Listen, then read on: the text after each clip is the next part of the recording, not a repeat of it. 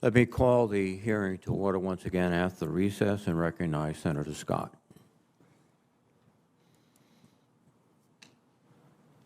Thank you, Chair. Dr. LaPlante, first off, thank you for each of you being here. Dr. LaPlante, I've been here about 3 years, and my background is in business. And one thing I've watched since I've been up here is it seems like what defense does, they do a lot of research, development, but you don't get it to fruition. If we did that in business, we'd all go bankrupt. And so what do you think you can do that's going to change that, where we don't just research everything and never develop it to something that's going to help us defend the country? Senator Scott, I appreciate the question. I believe that industry and small business and innovators have to see there's a chance they're going to get whatever they do in research into a production line. And so we have to have the metrics. If we don't get things into a production line, that we're not succeeding. That's what we have to do. So a year from now, what are you going to come back and say, hey, I changed this process and this is why it works better now? Yeah, two things, Senator. One would be to up the production lines of the production lines we currently have, so munitions, UASs, just get them higher production. But the second is work on all the weapon systems across the Valley of Death to make sure we're injecting technology into the systems we have. Because we have the program officers over here that have the weapon systems, we have the technologists over here. We have to make that pipeline go and make it a metric for success. So what's a private company that you would say they know how to take something from research and development to actual use quickly that you would use as a best practices? Well, I think SpaceX is one. SpaceX is it's a private company. They also do business with the government, but they're doing an agile software development processes to get to a launch every 2 weeks on their critical launch capability. That's a speed that is just unheard of, and so it can be done. I think they have to see that. The other piece is I think that small businesses and industry have to see it that there's skin in the game, that they have a viable line of business if they're successful in innovating. They don't just get a one-off contract for a prototype. But SpaceX is an example of just rapid innovation. So are there any standards where the private sector says we spend this much on research and development before things get to something that's going to be useful that you would be able to apply? Well, I think what I understand the private sector does, and we saw this when we were doing the agile software study, was they do it incremental at a time. They'll do some research, come back in 90 days, 2 months, 3 months, say, what do you got for it? And if it's not paying off within 6 months, they'll stop and go to something else. But so that's something the DoD does not do generally. We've got to move to those much more agile approaches. So a lot of private business, they're simultaneously having a lot of these R&D efforts going on at the same time, but they will stop them immediately if it's not paying off. And you think you have the ability to do that? In software, I think we do. What I don't know about, Senator, and I'd like to find out, should I be confirmed, is if we can bring those agile approaches to more hardware-centric systems. That if we're doing the research and we're doing tests and we say, nope, we got to stop that, or do 3 at the same time and do a best-of-breed bake-off within 6 months. Okay, thank you. Dr. Adams, do you support the modernization of U.S. nuclear deterrence, and do you have any concerns with the current modernization schedule? Thank you for that question, Senator. I do support the current modernization efforts. I have concerns in general about our ability to meet schedule. If confirmed, I will dig into the details of that and see if there are looming problems that would cause us to not meet schedule. Are you committed to make sure that our annual budget requests for defense programs will be sufficient to support the DoD military requirements? Yes, Senator. And what if they weren't? What would you do? What if you said we have to have this, and the people above you said, no, we're not going to do that. We just don't want to spend the money like that. What would you do? Well, I would certainly have the conversation with Jill Ruby, and I've got a lot of confidence in her as far as being receptive to that message. All right. Thank you. Thank you, Chair. Thank you, Senator Scott. Senator Peters, please. Thank you, Mr. Chairman. Mr. LaPlante, in your opening statement and in your written testimony, You identified the need to tap into the private sector's innovation by lowering barriers to doing business with the Department of Defense, particularly for small businesses. In your view, to let the committee know, what do you believe is the proper balance between the untapped resources, such as small businesses, non-traditional commercial firms and startups, and proven defense industries that can continue to deliver world-class systems for war fighters? We have a lot of elements there. What's the proper balance?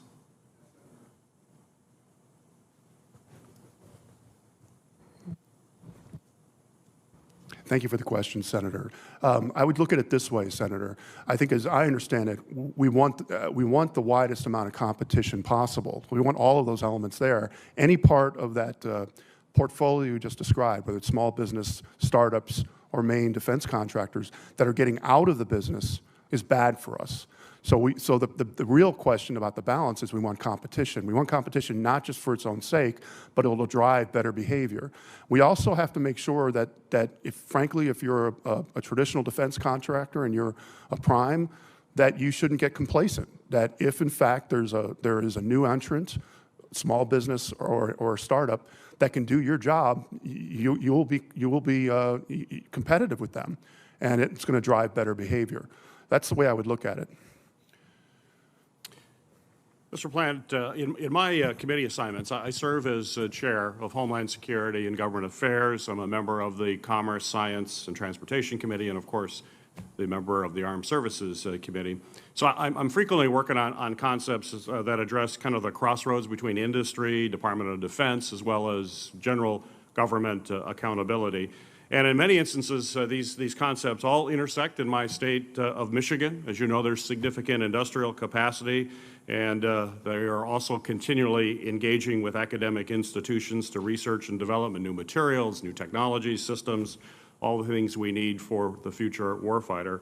And given the significant role that Michigan plays in support of defense acquisition and sustainment, I would like to invite you to join me in Michigan to witness firsthand some of our current operations and discuss how we can meet these needs. So my question to you is, if confirmed, and after you have a few months to settle into your position, if confirmed, will you commit to visiting Michigan to see firsthand how acquisition and sustainment needs and partners in industry could be beneficial?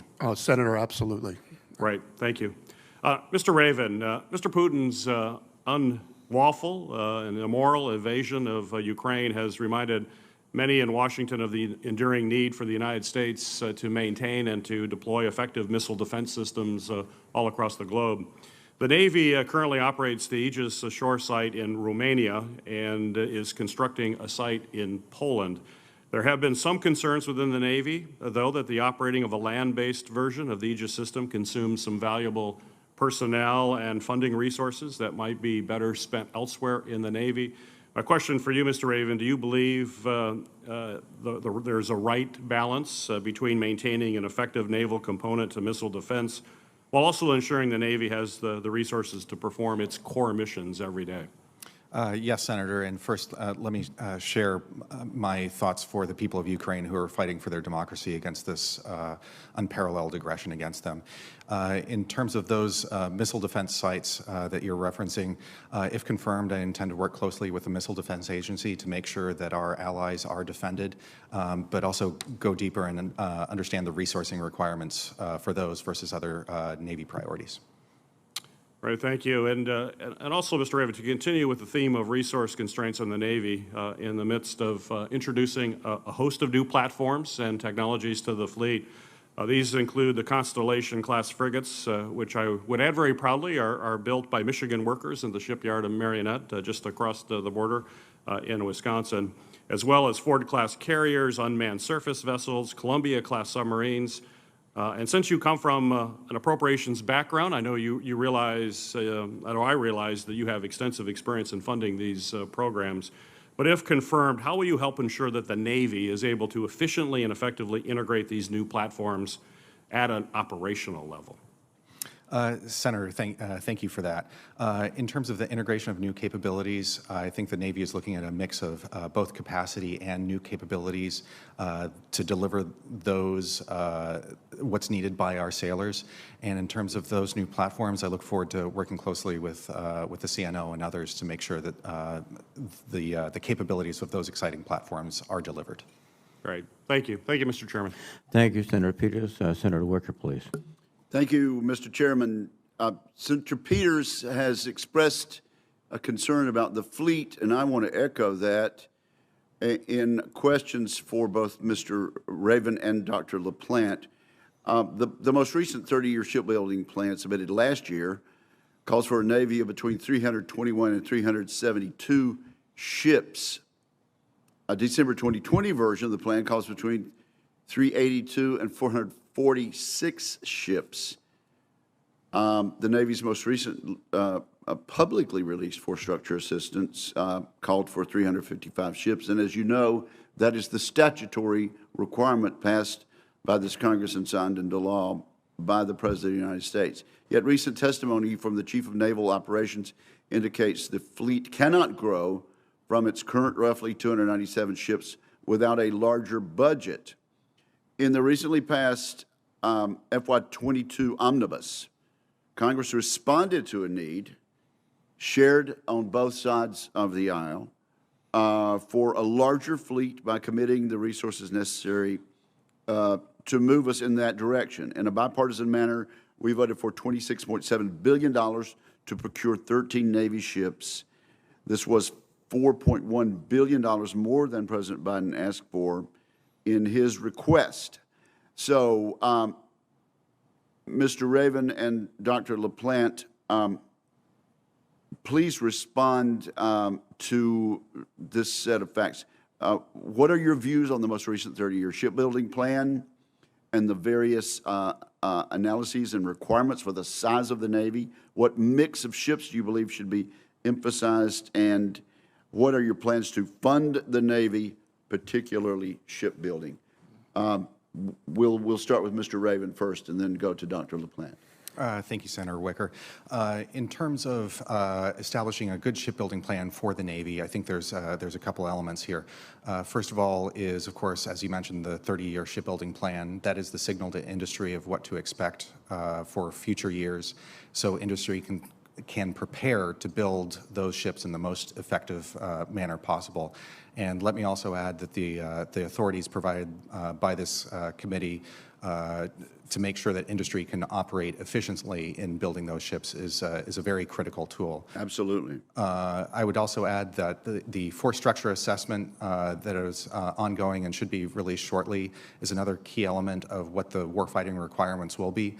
I really look forward to reviewing both that force structure assessment and the 30-year shipbuilding plan when it comes out in the very near future. And could you be a little more specific about the very near future?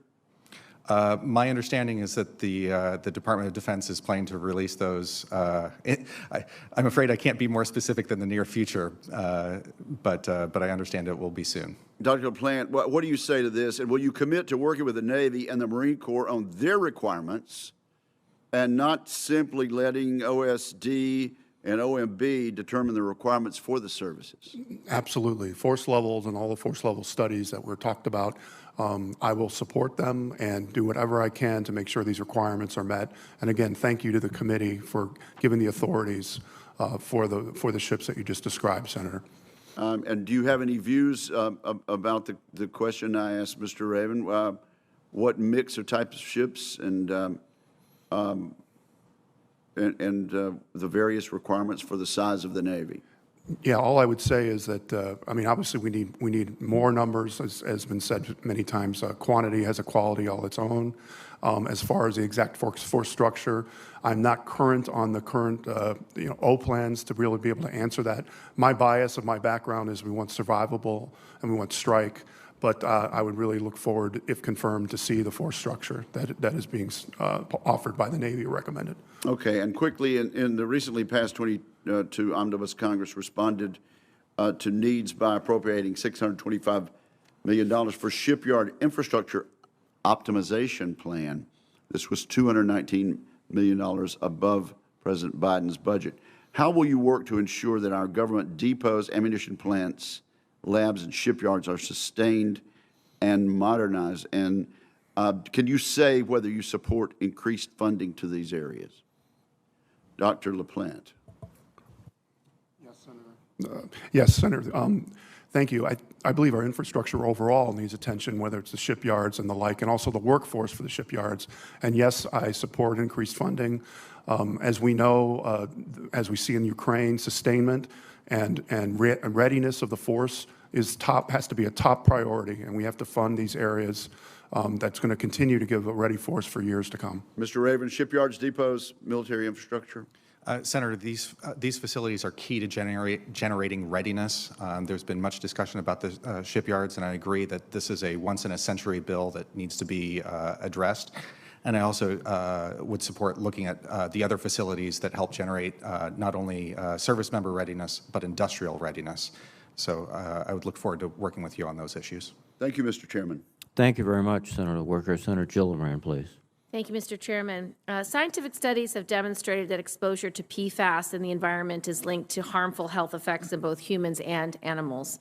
Due to the presence of this harmful forever chemical on DoD installations, the fiscal year 22 NDAA requires the DoD to test the groundwater of all installations by the end of 2023 for PFAS contamination.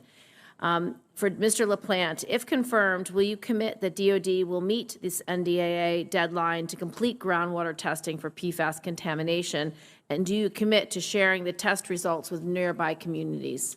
Yes, Senator, I appreciate the question, and I understand the toll that this issue has had on many of the local communities around our bases and the impact it's had on families. So yes, if confirmed, I'm going to be diving into this issue, finding out, again, what the survey of the problem is, making sure we're transparent with the committee and with the local communities, and we can get on with mitigation plans. It's a terribly important issue. Excellent.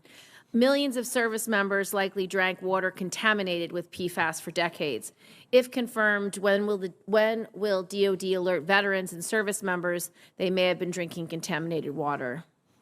Well, I think if confirmed, we need to find out when the survey of all the facilities is done, and as soon as that's done, we should notify people immediately. I don't know sitting here what that date would be, but it can't be soon enough. And please commit to working with me on that issue. Absolutely. And many local communities are frustrated by their interactions with the DoD concerning environmental hazards caused by the use of PFAS. If confirmed, how do you recommend that DoD communicate and engage with DoD communities? Yeah, what I believe, Senator, is that if confirmed, I'm going to have to spend time and my staff doing open town halls, doing a lot of engagement with the community, doing a lot of listening, and try to treat transparent as possible. This is such an important issue on the towns surrounding our bases. Yes, thank you. Ms. Johnson, in the civilian justice system across the country, criminal charging decisions are made by district attorneys that are experienced prosecutors. Yet, this is not the case in the military justice system, where military commanders make the decisions whether to charge service members with serious crimes. Could you explain why this is important for the military justice system to mirror civilian justice systems? Thank you, Senator Gillibrand. I am aware of the concern that Congress has had with regards to the role of the commander in the system, and that also the changes in the fiscal year 2022 NDAA has narrowed the number of crimes in which commanders are involved. To the extent that those recent changes may come under challenge, and if confirmed, I would be on the court. I would have to decide on that. As a result of that, Senator Gillibrand, under Canon 386, I cannot comment on that. Under the UCMJ, commanders select individuals to sit on military juries. They usually select these officers and non-commissioned officers from a pool of senior individuals that they may know and supervise. Could you discuss how this type of bias affects the perception of the military justice system among civilians? Senator, I'm sorry, I didn't understand the back end of that question, how it affects it among civilians? No. What's the perception of the civilian world to the military in that the commander chooses the jurors based on a pool of officers and non-commissioned officers that they may know? Well, Senator, again, because Congress has expressed concern about that, they have made changes with regards to how panels are selected and the rights of the accused with regards to expanding the pool of the selectees. Again, because they are fairly recent changes, they're likely to be challenged, or they could be challenged, and to that extent, if they bubbled up to CAF, if confirmed, I would have to rule on that.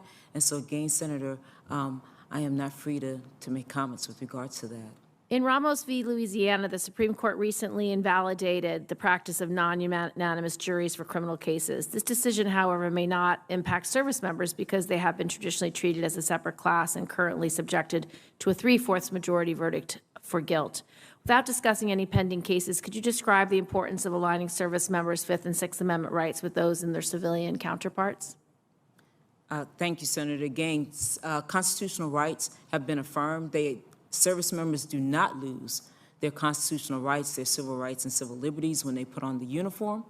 The Supreme Court and CAF and its predecessor, COMA, has taken into account the uniqueness of the military context. And so some constitutional rights may not be as broad. As you noted, Senator, several years ago, Congress changed the level, the threshold for arriving at a conviction from 2/3 to 3/4. And again, we are seeing those cases bubble through the system. And so it would, again, be inappropriate for me to comment on that. Thank you, Mr. Chairman. Thank you very much, Senator Gillibrand. Let me recognize Senator Blumenthal, please. Thanks, Mr. Chairman. I'd like to follow up with a couple of questions on PFAS, Mr. LaPlante, that were just asked by Senator Gillibrand.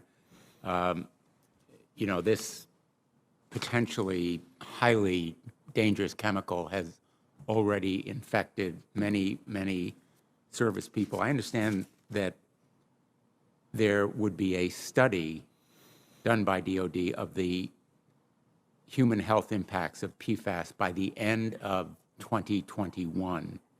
Has that report been completed? Not that I'm aware of, but I could be wrong. Not that I'm aware of. I'm going to ask that you commit to determine whether it's been completed and that you also commit to release it to the committee. Absolutely. I commit to that, Senator. Thank you. The President recently released an executive order that directed federal agencies to buy products made without PFAS.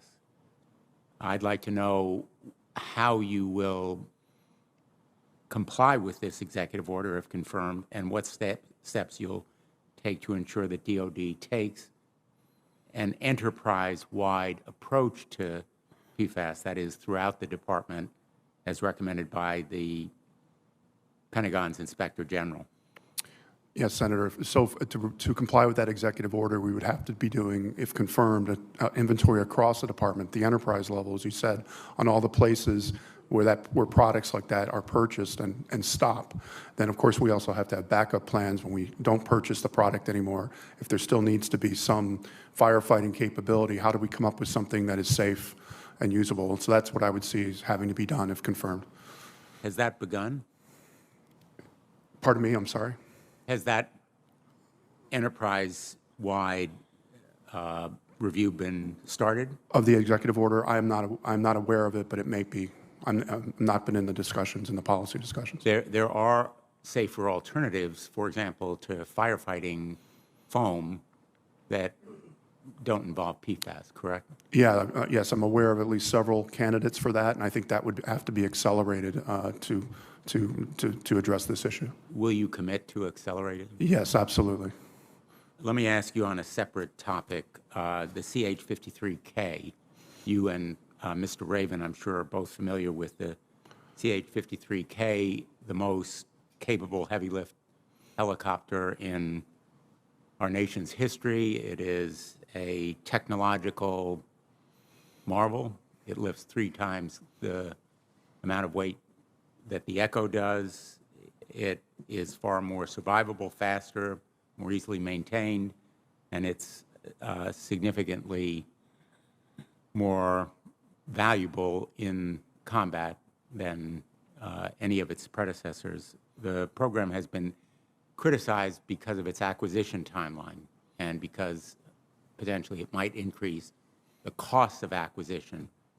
The GAO, for example, in a report last March, took issue with the integrated master schedule timeline. Let me ask both of you briefly what you would do to make sure that we move forward with that program as quickly and cost effectively as possible. I'll take the first chance and then turn it over to my colleague here. I think the first thing that needs to be done, if it hasn't been done, is to do an independent schedule estimate. GAO has a very good references and validations for doing independent schedule estimating.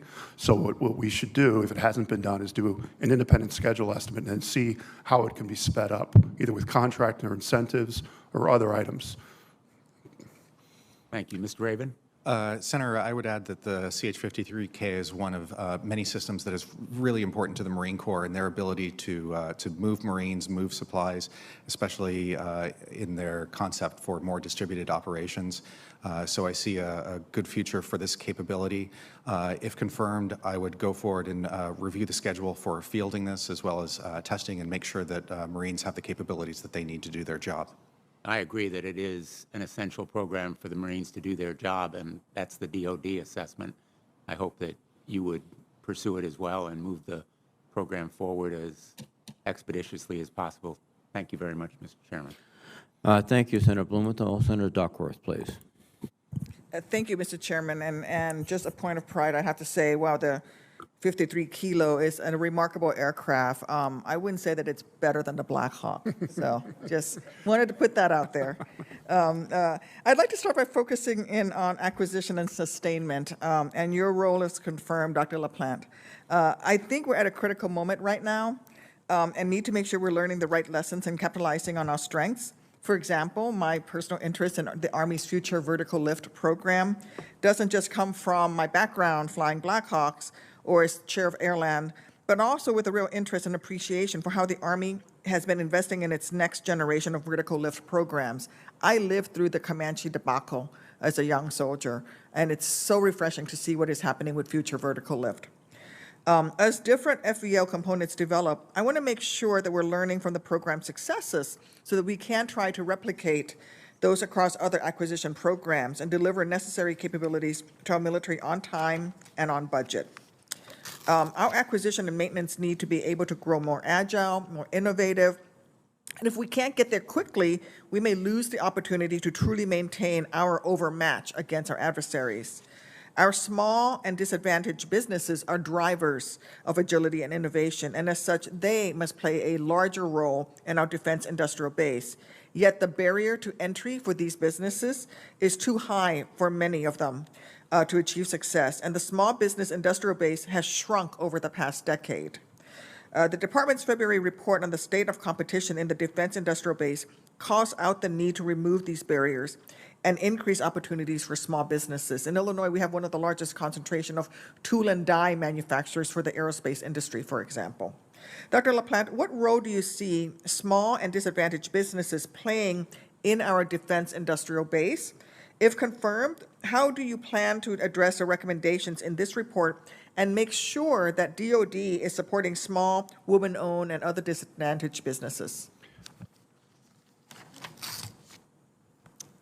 Senator, I certainly appreciate the question, and I'll just state what I think you know and this committee knows, is GAO says often 70% of the life cycle costs of a weapon system are in the sustainment. Okay, the other piece of it is we need these small business and these startups to be in our industrial base. That's the ace in the hole of the country, and the fact that the number of small businesses going down has to be reversed. Now, what are those obstacles that these reports point out? My understanding, they typically point out things like cost accounting standards, IP, intellectual property concerns, how long it takes to get on contract.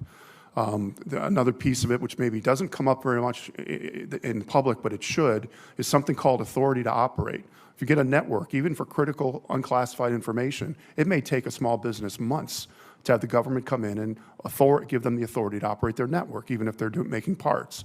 So all of these things have to be driven collectively and worked collectively so small business can say they have confidence that's going to get better for them. And if confirmed, that's what I'm going to focus on. And I do think that a strong collaboration between the department and Congress to address a lot of these hurdles is important. Would you commit to working with my office, if confirmed, to take any necessary steps to fix these issues? Absolutely, Senator. Thank you.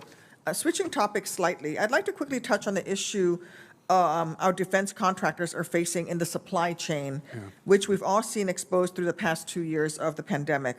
Contractors and suppliers have lived through delays and shortages of critical components during COVID, but operating in a contested environment would present additional challenges we may not be ready for. In order to make sure our industrial base can scale to the needs during a potential conflict, the department needs to understand these choke points and plan for them in advance. Dr. LaPlante, if confirmed, what strategy would you use to identify these present and future choke points, especially for a contested logistics environment? And what are some steps you would recommend taking to mitigate these types of risks for both acquisition and sustainment? Yes, Senator, I would say to start with, we as a country have to have more hot production lines, period. Sometimes it means redundant production lines to deal with some of these single point failures. Second is that on the good news side, there's been developments in big data analytics using open source as well as other sources of information and machine learning to actually dive into somebody's supply chain and find out critical nodes that they didn't even know they had. These are starting to come out there. Some of them are quite good. What I intend to do is find the best of breed of these, get the department to use them, and also make them available to small businesses so they understand their critical node as well as the primes. Yeah, I think there's also an opportunity to work with the arsenals as well. Rock Island Army Arsenal, for example. It's the last vertically integrated metals manufacturing facility in the DoD, and I think they can play a role in helping keep those hot production lines. Absolutely. Thank you. I yield back, Mr. Chairman. Thank you, Senator Duckworth. Senator Rosen, please. Oh, there it is. Sorry, my mic didn't come on. Thank you, Chairman Reed, for holding this hearing, and thank you to the nominees for testifying today and for your willingness to serve. We appreciate you.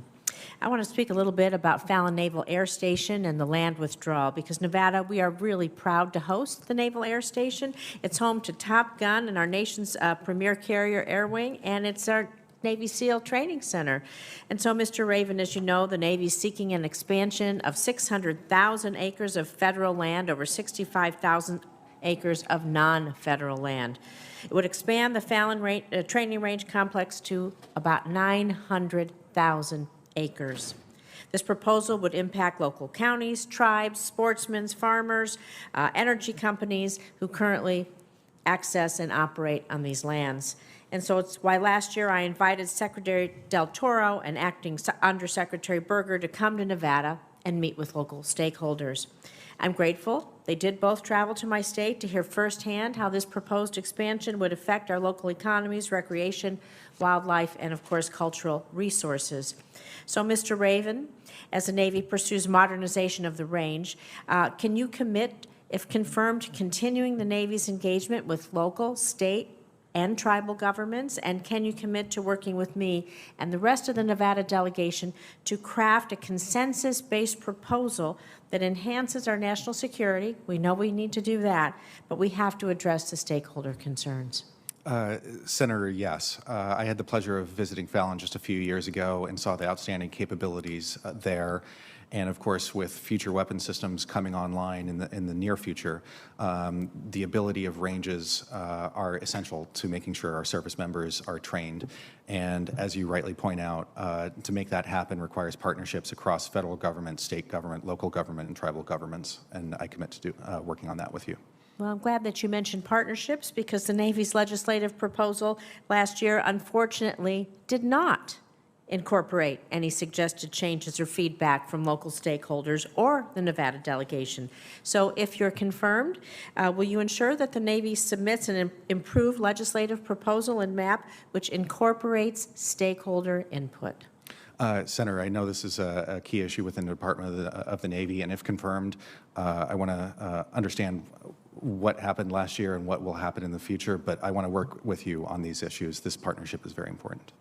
Thank you. I want to move a little bit now to Dr. Adams, because I want to talk about the Nevada National Security Site and our infrastructure upgrades. We had an opportunity to speak over Zoom last week, and for those of you who don't know, the Nevada National Security Site oversees the Nuclear Stockpile Stewardship Program, principally at the U1A facility. It's an underground laboratory where scientists conduct subcritical experiments that verify the reliability and the effectiveness of our nuclear stockpile. U1A is undergoing major construction.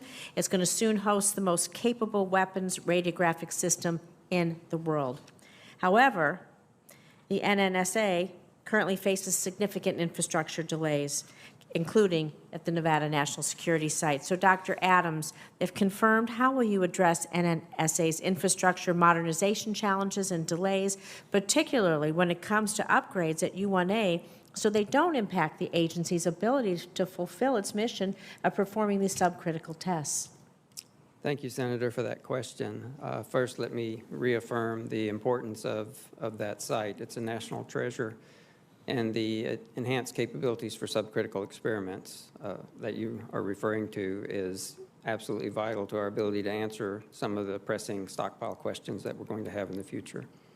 As far as the schedule and cost issues, I'm not privy to exactly the details of what's going on there, but if I'm confirmed, I will certainly dive into that and try to understand what's going on and mitigate any problems that are there. Thank you. And finally, for Dr. LaPlante, the DoD innovation cycle, I'd like to ask you about the Valley of Death, where cutting-edge military technologies die before they can win a DoD contract to produce software or equipment at scale.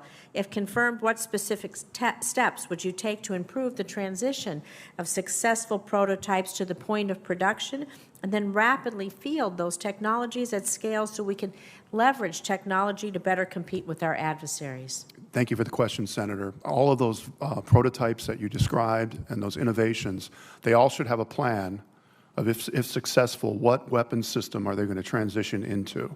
And then on the other side of it, the weapons system has to have a tech insertion plan to accept it. It has to be all part of it. And also production and sustainment has to be thought of at the very beginning of these innovations. Otherwise, it'll just fall into the valley of death. So that's where I'm committed to really work hard on, and also work with Ms. Heidi Hsu, who has the R&E job. We're going to be joined at the hip to get these technologies across the valley of death and get them to our warfighter. Thank you. Thank you, Senator Rosen. Let me thank the nominees for their excellent testimony, and we will move, I hope, very rapidly to a vote on your confirmation. Thank you for your commitment to public service, and with that, let me adjourn the hearing. Thank you.